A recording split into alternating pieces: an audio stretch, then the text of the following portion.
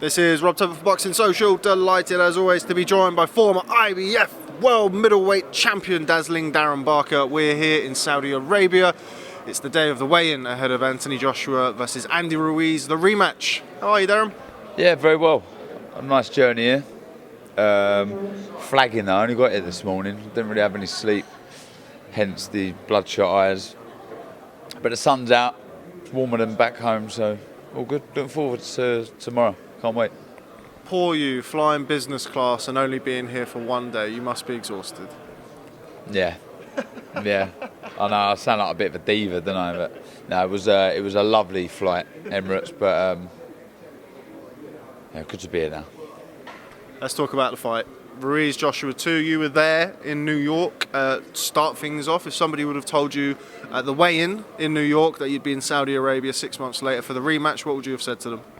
No chance, I guess. Look, if I just get up my Instagram, this shows you what I thought. I don't have anyone see. Can you see that? That's my reaction. Contact. I just was not expecting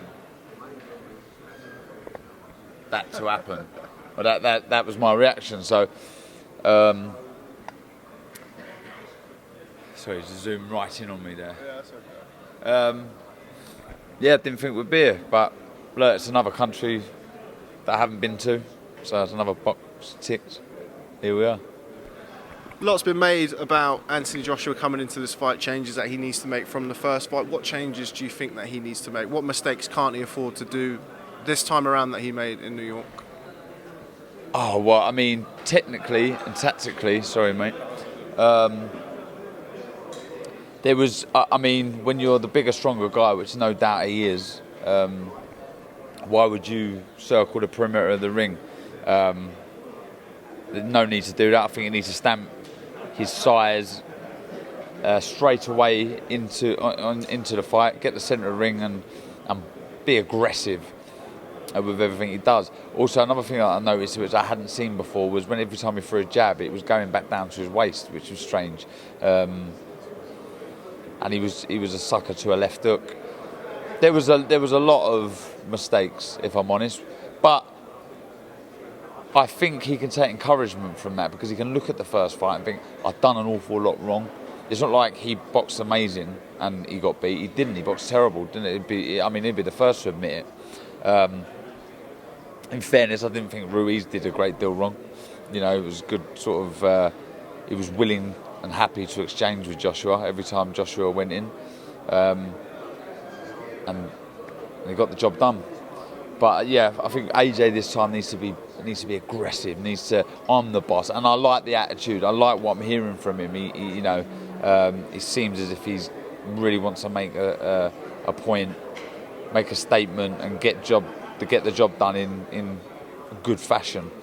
I hear that he's lost a bit of weight, which I think will be good. I think when you're carrying that much muscle mass, we see it with Frank Bruno, the lactic acid can kick in the later rounds, and you don't want that, especially with the nervous energy that he'll have, because the pressure is going to be immense. It really is, because if he loses this, it's going to be a long, hard road back, and I think many would think that he may be remembered for the losses to Ruiz as opposed to everything he's achieved, which is wrong, because he's achieved some great accolades going right back to the Olympics. But this, the drop in the weight, like I say, is good, because I think it will quicken him up. He'll still punch as hard as ever.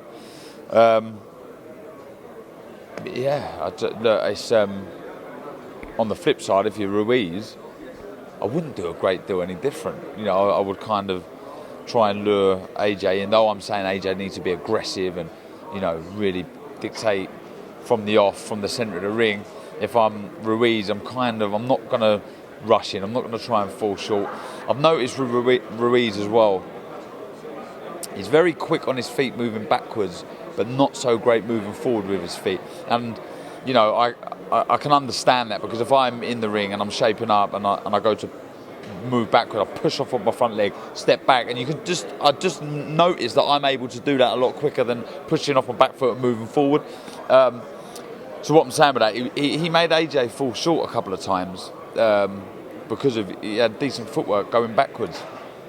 But I noticed a couple of times going forward, he was falling short and falling over his front foot. You don't want to be doing that against AJ, especially with AJ. He's throws a fantastic right uppercut. So for Ruiz to fall forward on that front foot and then, tease AJ out for the uppercut. Whereas if I was Ruiz, I would do what he was doing in the first fight and taking that little step back, make AJ fall short, and then try and counter. And obviously, I think though it is a very risky move, I do think he needs to trade with AJ. Because that's what he done last time and it worked. But it's going to be. I can't wait. You mentioned the first fight. Even before the knockdowns in the third round, which is obviously a fantastic, very dramatic round, Joshua surprised a few people with kind of how he boxed. You mentioned bringing the jab back down to the waist. In the rematch tomorrow night, how important are those early rounds, considering everything that happened in New York 6 months ago? Yeah, 100%. I think he'll be eager to get the first round out of the way. Right, bang! I'm in the fight now. If I was training AJ, I'll just, like I said to him, get straight to the centre of the ring. You ain't got to do a great deal, but be aggressive on the boss. Get to the centre of the ring, ping out that jab. Don't pour it out. Don't tap and bring it back to the chest. Bang, as hard as you can. Smack. Right down the throat of Ruiz, and then sit down on the chair. Right, we're in the fight now. Let's get down to business, and then start letting your hands go. But yeah, absolutely, the first few rounds are key in this contest. I think they could be cagey, if I'm honest. The magnitude of the fight is huge, isn't it? So I think they will be slightly cautious, but I have absolutely no chance. 100% believe that at some point in the fight, quite early, probably after the third round or during the third round, that this fight will really catch a light, and it'll be fireworks. It doesn't really get any bigger than this, does it? It's what a massive fight. What do you make of the changes to AJ's training team? He's brought in Angel Fernandez for this camp to work alongside Rob McCracken, who he's obviously been with since he was an amateur. What do you make of that? Well, look, I can only see it as an encouraging move. He's not stripping anything back. He's adding to his game. I don't think he had to be dramatic and completely change the team because he has been very successful in the past. But I think adding to an already good team is obviously a good move in my opinion. Chris Lloyd, who I work closely with, knows Angel Fernandez very well and rates him really highly. Says he's taught from the Cuban, way of thinking,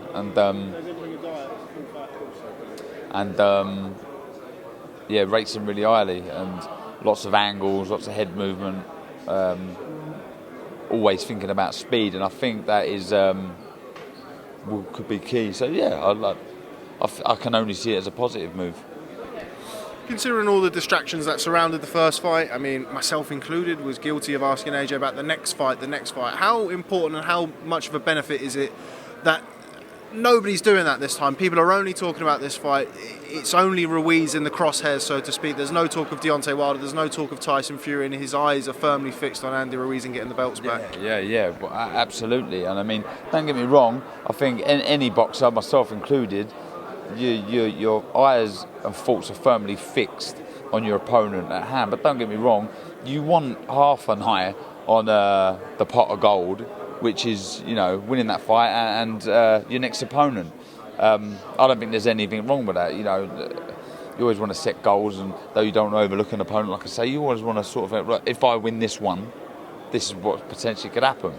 But we've seen it in the past before. People getting carried away and overlooking their opponents. The obvious is this one. The list goes on. Amir Khan, Brady Prescott, loads and loads of fighters overlooking their opponents, and that's what can happen. But look, the pot of gold really is massive for the winner here. It really is, because I don't know what's going to happen. What date they saying Wilder Fury? And I think public demand most of the time, the public gets what they ask for. I think with the money out there at the minute, the big fights usually get made, I think. Sometimes they take time, don't get me wrong, but I'd like to think the winner of this will go on eventually, probably the end of next year, to fight the winner of Fury Wilder. I'm guessing. But the loser, where'd they go? Where does the loser go? If it's Anthony Joshua, it'll be 2 back-to-back losses in, certainly the first fight he was a huge favourite going in. He's actually a quite significant favourite going into this fight. Where would a loss leave Anthony Joshua at this stage of his career? It's just, it would be a tough, hard road back for him. I think mentally it would really hurt. It would really hurt because he's made enough money to last 20 lifetimes. But it's not about that now. I know Anthony's desperate to create some serious legacy, and that will all go up in dust and smoke if he doesn't beat Ruiz. And like I said at the beginning of this interview, you could be remembered for the losses as opposed to all his great achievements, which is bad, but can sometimes happen. So it's a must win. On the flip side, I think for Ruiz, though he's a Mexican blood, he's a warrior, and he will desperately want to win this fight, obviously. But I think he goes into this with a huge sort of pressure lifted, because he's achieved his legacy in becoming, in just one win, Mexican's first ever champion of the world. He's made millions, is making millions. Obviously, he'll be fired up and wanting to win this one, like I say, with that Mexican heritage. But if he doesn't win, so what, sort of thing. He's achieved greatness with one fight. So that makes you a very dangerous fighter, someone that just has no care in the world. Just go out there and do his thing. And look, all of this defeat, if one of those, when one of those loses, or that could be a draw, I very much doubt it, but it all depends on the manner of defeat as well. Flattened, one of them getting flattened with a brutal hook and star shaped in the middle of the ring. It's hard to come back from, but anyway, I'm waffling on now. I'm tired. Honestly, I'm flagging. And it's only, what is the time? 3 o'clock? Don't know. Okay, well, before I let you go, haven't seen you since that night in Liverpool, Callum Smith versus John Ryder. I know John is somebody you know very well. I know you're at the fight, and I know that you weren't best pleased with the outcome. Has your thoughts changed on the fight ever since? I've only seen clips back, so I haven't watched it back fully. So I'm still only going by what I saw in the night. And lots of people can say, yeah, you're emotionally involved with the fight, because obviously knowing John, but I know the Smiths, and I respect them, and I'm they're great lads. But yeah, they're saying you're emotionally involved because it's your friend, and another one was we're all rooting for the underdog sometimes. So when that the underdog starts doing well, you start getting a bit carried away. I think I'm a good judge of a fight most of the time, and it is subjective. But for me, he won that fight. I think John Ryder won the fight. I really do. All of that aside, I think he won the fight, and a lot of people agree with me. But it was a great fight. Don't get me wrong, it was a great fight. John's reputation has gone through the roof now. He's, rocketed up the rankings, and big opportunities, are on the horizon. He's very upbeat. I've spoken to John. He goes, I feel like the champ. He goes, I'm gutted I've not got the belt, but I feel like the champ. I'm buzzing. He goes, I know I won the fight. He goes, I know I won the fight, and so confidence is through the roof. And that's good. Would a rematch happen? I don't know. I just hope John one day gets what he deserves and becomes a proper world champion, because he deserves it. He's a great lad, and he's given this sport everything. And he's a top bloke. He really is, John. He's a really, really good bloke, and yeah, he deserves all the success he has. But don't get me wrong. Like I say, Callum's a great lad, and it was an off night, you could say. And I look forward to seeing Callum back as well. Where next for John? Because I mean, he's been so close yet so far on a number of occasions in his career, and going right back to the Billy Joe Saunders fight, which is a very, very close fight. And you kind of look at that and think, well, if you'd have got the nod there, what might have been? Even right the way forward to the Rocky Fielding fight. Where next for him? Have you spoken to him about that? Have you spoken about his plans? In my opinion, there's 3 fights: the rematch, Billy Joe Saunders, or the near on impossible, which everyone wants, is the Canelo fight. You know, they're the three fights. I don't think they'll look. This is my opinion. I've not spoken to Tony and John about the future yet, but I would say they're the 3 that they're after. Okay, well, Darren Barker, fresh off his business class flight. Thanks very much for speaking. So fresh. No, you're looking okay. This is why I stay behind the camera anyway. I'm loitering around the socials area here because I'm trying to get some food and drink off of them. So. You won't get any food out of me, mate. Thanks very much for speaking to Boxing Cheers. Social. Enjoy the fight tomorrow night. Catch up with you soon. Thank you. Cheers, mate.